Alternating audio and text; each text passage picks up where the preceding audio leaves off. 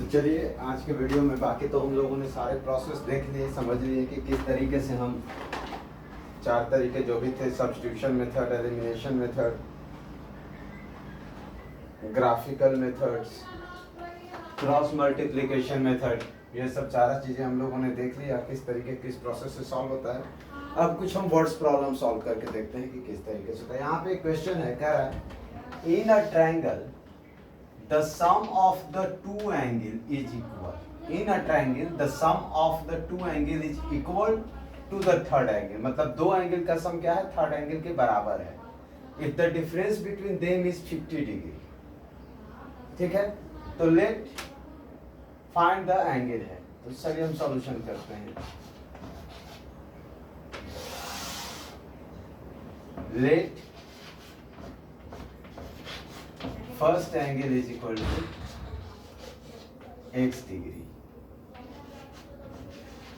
and second angle is equal to y degree. Then according to question,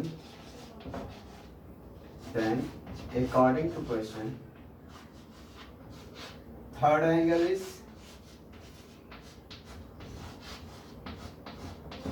x plus y. क्यों? क्योंकि question कह रहा है in a triangle the sum of the two angle is equal to the third angle. दो angle का sum कितना है? Third angle के बराबर है. तो चलिए नाउ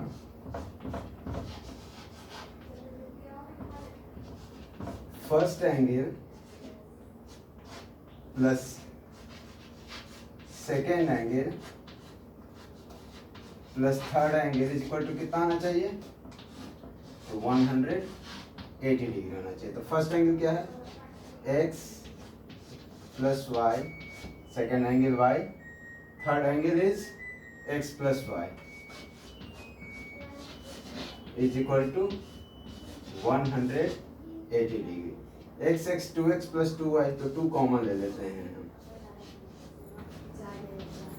अच्छा चलिए एक स्टेप बता ही देते हैं. 2x plus 2y is equal to 180 degree. So अगर हम 2 कॉमन ले लेते हैं तो x plus Y is equal to 180 degree. तो x plus Y is equal to 180 by 2 या x plus Y is equal to 90 degree.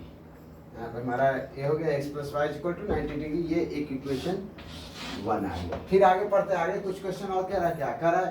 If the difference between them is 50 degree determine. और इन दोनों एंगल्स के बीच का डिफरेंस क्या है? 50 degree है. तो हम मान लेते हैं कि एंगल x बड़ा है. तो यहाँ पे हम लिख देंगे let x is greater than y. x is greater than y. क्योंकि अभी हमको यहाँ पे घटाना है तो हमको बताना पड़ेगा कि कौन सा एंगल बड़ा है. Again according to question x minus y is equal to we have 50 degree. ये हो गया इक्वेशन 2. अब from equation 1 and 2, from equation 1 and 2, x plus Y is equal to हमारा है 90 डिग्री यहाँ पे इक्वेशन 1, और x माइनस वाई है 50 डिग्री. हम यहाँ पे देख रहे हैं ऑलरेडी कोफिशिएंट इक्वल है. ऑलरेडी कोफिशिएंट क्या है? इक्वल है. तो ऑन सब्ट्रैक्टिंग कि एडिंग. तो y को देख रहे हैं कि इसका प्लस है इसका माइनस है. तो हम चाहें तो क्या कर सकते हैं? On adding. हम बोले थे, चलिए आप लोगों ने सीख ही लिया है ऑन एडिंग. तो 2x is equal to what we have 140 degree. So x is equal to 70 degree. Okay. Now we will put the value of x in equation 1 या इक्वेशन 2 में रख देते हैं. पुटिंग. अब हम थोड़ा सा इसको इरेज कर लेते हैं. आगे वीडियो है, आप लोग रिवर्स कर लीजिएगा. तो हम इसको इरेज कर देते हैं। वीडियो रिवर्स करके देख लीजिएगा, जो हमने माना है वैसे हमको याद है। सो putting the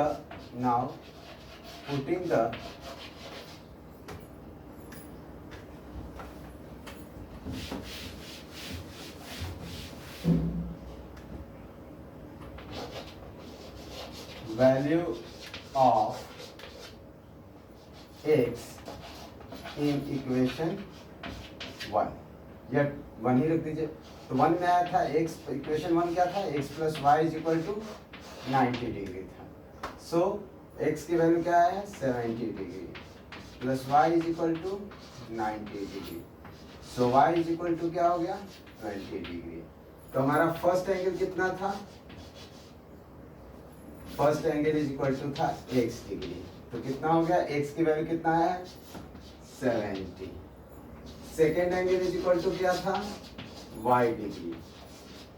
y की वैल्यू कितना है, 20। थर्ड एंगल कितना था, x प्लस वाई डिग्री। तो 70 plus 20 90 degree. We have the answer. Clear, समझ में आ गई बात? चलिए, बहुत अच्छी बात है। अब हम एक और क्वेश्चन लेकर चलते हैं और सॉल्व करने की कोशिश करते हैं।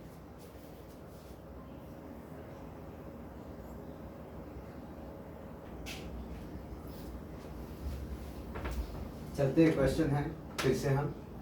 If we added 5 to the denominator and subtracted 5 from the numerator of a fraction, it reduces to 1/7। ये रिड्यूस कहाँ तक हो जाता है, वो घट कर क्या हो जाता है, 1/7 हो जाता है। तो हमको इस फ्रैक्शन का न्यूमरेटर और डिनोमिनेटर नहीं मालूम है। तो सबसे पहला हम काम करके क्या सॉल्यूशन में चलते हैं।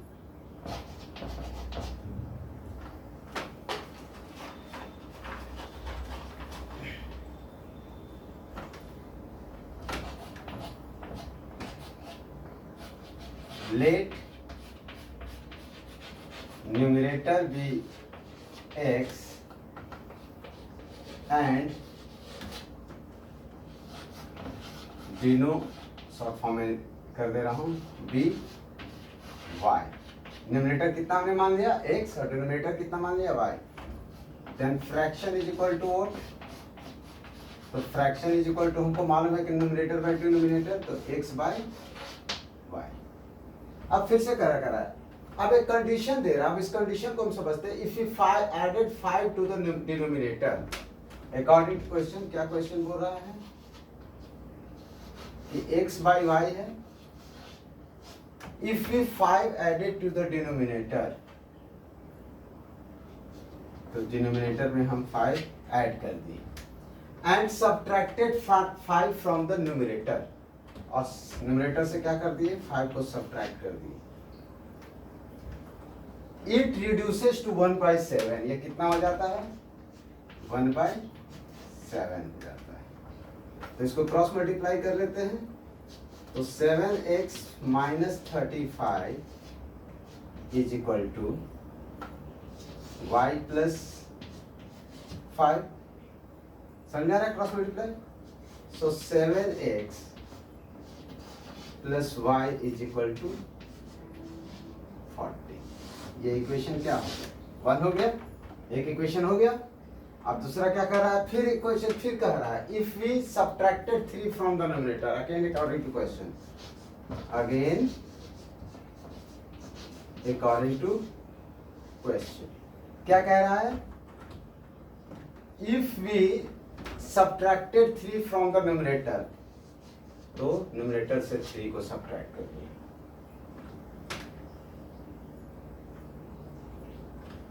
And added 3 to its denominator, और इसके डिनोमिनेटर में क्या कर दिए, 3 को हम ऐड कर दिए, तो it becomes 1/3।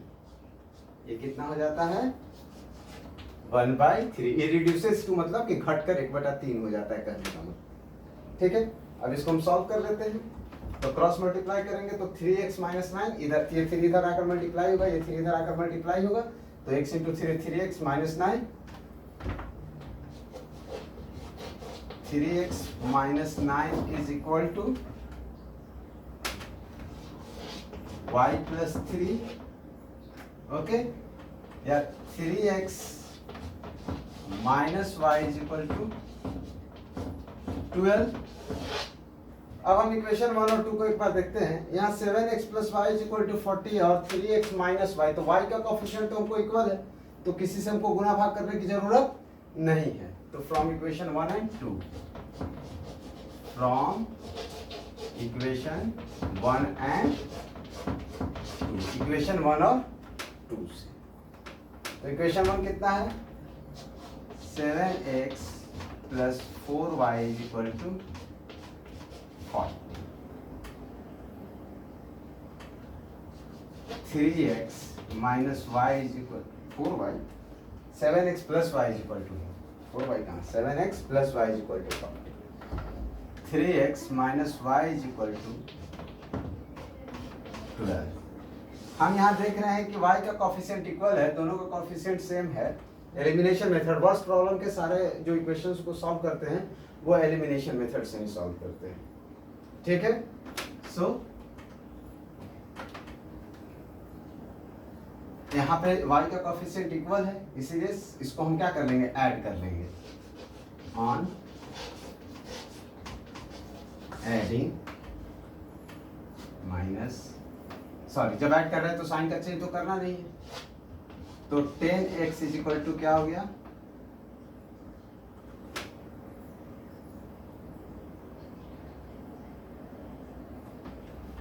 52। So x is equal to क्या हो गया, 52/10।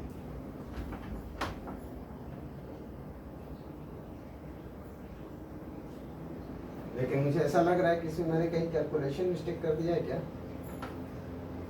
If we added 5 to the denominator and subtracted 5 to the numerator, if we add 5 to the denominator and subtracted,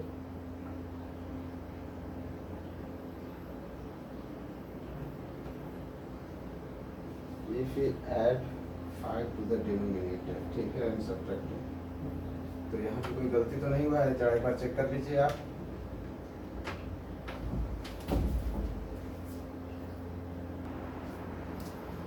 यहाँ पर हम लोग से एक साइन मिस्टेक हो गया है, ये प्लस वाई इधर जाएगा तो क्या हो जाएगा, माइनस वाई हो जाएगा, तो ये 7x माइनस वाई, ठीक है। एक छोटा सा मिस्टेक हो गया था, साइन मिस्टेक, आप लोग ध्यान रखिएगा, ठीक है। तो अब हम जिसको देख रहे हैं उसको क्या हम देख रहे हैं कि दोनों y का साइन सेम है, तो ऑन सब्ट्रैक्टिंग, तो sign change, minus plus minus, 7x minus 3x क्या हो गया, 4x is equal to 28। So x is equal to क्या हो गया, 7। क्लियर। अब हम इधर का बोर्ड साफ कर देते हैं।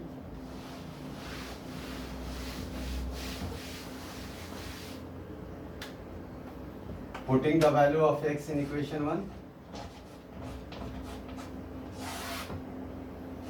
putting the value of x in equation 1, clear. तो इक्वेशन 1 क्या था हमारा, 7x minus y is equal to 40। तो x की वैल्यू क्या है, 7 आया है, तो 7 रख देते तो क्या हो जाएगा, 49 हो जाएगा। 7 into 7 minus y is equal to 40। So minus y is equal to minus 9। So y is equal to 9। तो फ्रैक्शन हमारा कितना था, फ्रैक्शन था हमारा x बाई y। तो x की वैल्यू क्या आ रहा है, 7, y की वैल्यू क्या आ रहा है, 9। सो आंसर हो गया। इसी तरीके से वर्ड्स प्रॉब्लम को बेसिकली हमको वर्ड्स के कंडीशंस को समझना है और उसको इक्वेशन में क्या कर देना है, चेंज कर देना है, ठीक है, clear, okay.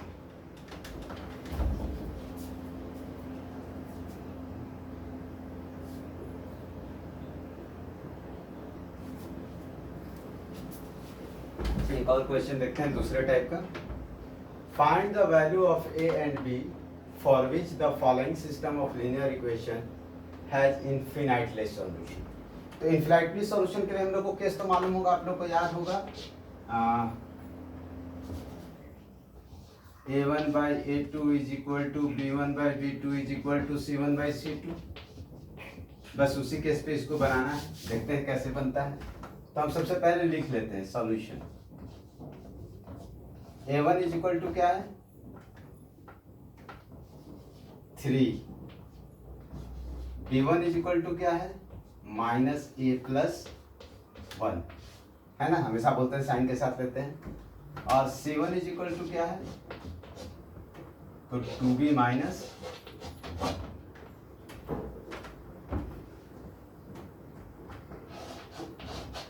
a2 is equal to क्या है तो 5, b2 इज इक्वल टू क्या है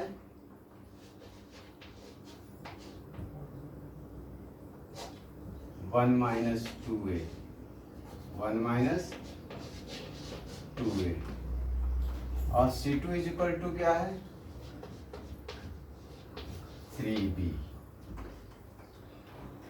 for infinite solution, for infinite solution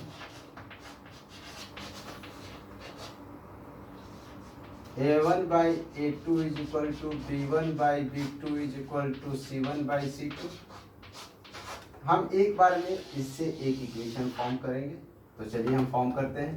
a1 by a2 3 by 5 is equal to b1 by b2, मतलब तो b1 कितना है a प्लस 1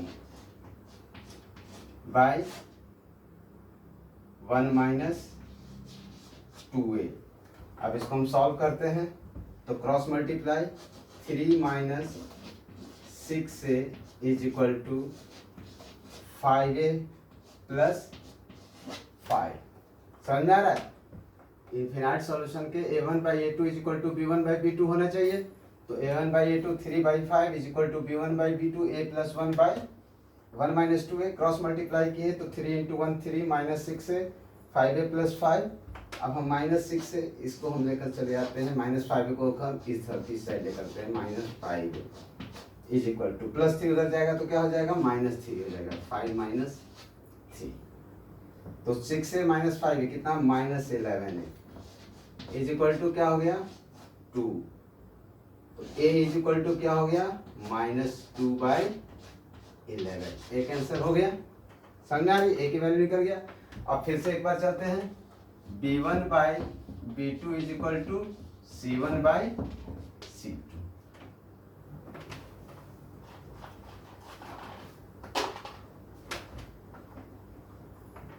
तो b1 बाई b2 कितना है a प्लस 1 बाई b2 है 1 माइनस 2a, और ये कितना है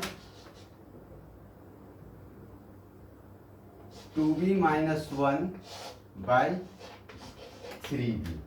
क्लियर? तो अब हमें तो a की वैल्यू मिल चुकी है। अब हम चाहे तो यहाँ पे a की वैल्यू रख के सॉल्व कर लेते हैं। तो a की वैल्यू है हमारा 2 minus 2 by 11 minus 2 by 11 plus 1 by 1 minus 2a है, तो 2 से मल्टीप्लाई करेंगे minus 4 by 11 is equal to 2b minus 1 by 3b। ठीक है, क्लियर? अब इधर का मैं बोर्ड मिटा देता हूँ, यहाँ पे मैं a की वैल्यू लिख लेता हूँ, माइनस 2 बाई 11 आया है हमारा समझने के लिए। ठीक है, इधर का हो चुका है, इधर का मैं मिटा दे रहा हूँ ताकि सॉल्व करके इधर आकर मैं सॉल्व करूँ।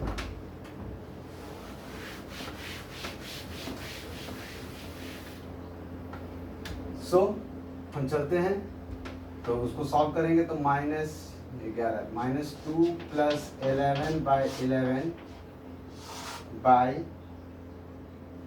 11 minus 4 by 11 is equal to 2b minus 1 by 3b। इसको हम और सॉल्व कर लेते हैं तो हो गया 9 by 11 into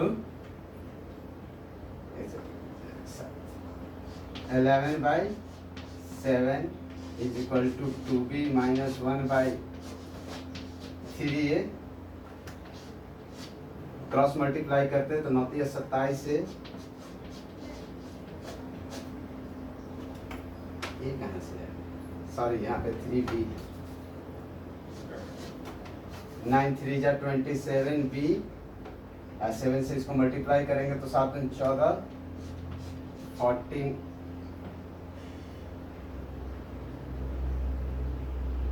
14b minus 7, 14b को इधर लेकर आएंगे तो होगा माइनस 14b, तो 30b इज इक्वल टू क्या हो गया -7, तो b इज इक्वल टू क्या हो गया -7/13, तो a इज इक्वल टू क्या हो गया -2/1 और b इज इक्वल टू क्या हो गया -7/13। आई होप सो आप लोग वर्ड्स प्रॉब्लम समझ लिए होंगे कि ठीक है। अब आगे की क्लास, आगे के जो वर्ड्स प्रॉब्लम है आप लोग को खुद से सॉल्व करने, जो डाउट्स होंगे हम लोग लाइव क्लास में बात करेंगे और उसके बारे में चर्चा करेंगे। Thank you.